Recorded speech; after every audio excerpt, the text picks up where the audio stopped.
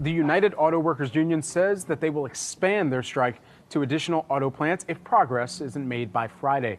The historic strike has made headlines over the past few days, and at first glance, the fight is simply over better pay and benefits for auto workers. But Yahoo Finance's Rick Newman thinks it's worth keeping eyes on EVs, and that on your radar. A shift that could completely change the auto landscape as workers know it. Rick joins us now with more here. Rick, take it away. Yeah, electric vehicles are a major factor in the dispute between the labor union UAW and the three Detroit automakers for a couple of reasons. Obviously, much of the automotive industry is shifting away from gas-powered cars to electric vehicles, and EVs actually require fewer workers to build because there are fewer moving parts, about 30% fewer workers, and the UAW is clearly paying attention to that.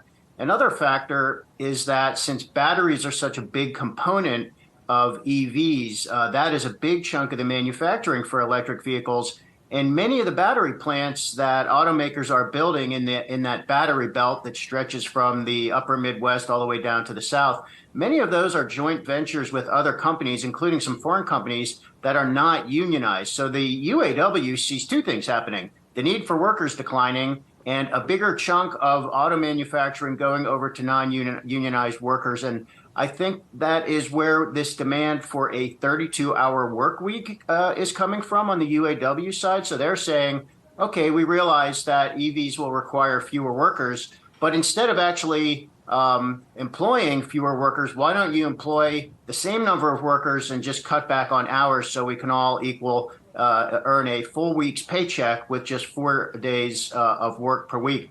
No idea how that's going to shake out, but it is really shaping these negotiations. And I don't think it's a question of whether EVs will remain available for consumers. I think it's a question of whether the three Detroit automakers will be competitive in the market for EVs, because they are going to face higher costs than Tesla and other companies that are not building these with unionized workers.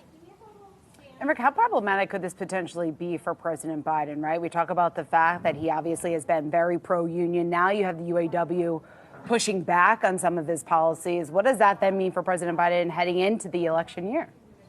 He's facing conflicting priorities here. So Biden, clearly a huge fan and a champion of electric vehicles. He signed the big green energy bill last year that has literally billions, hundreds of billions of dollars in subsidies for green energy, including electric vehicles. So he wants that transition to happen as fast as possible.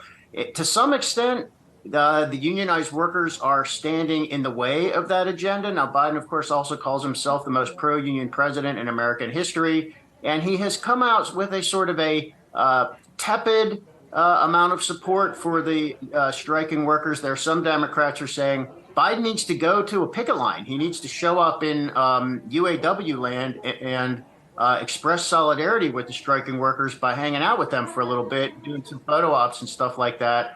I'm not sure that would be the best move, because he also is relying on the three companies, Stellantis, Ford, and General Motors, to be the ones who push his green energy agenda forward, including the union jobs that he says are essential to the green energy transition. So I think Biden is probably hoping that both sides can solve this problem without him having to get more deeply involved. I'm just not sure that's realistic.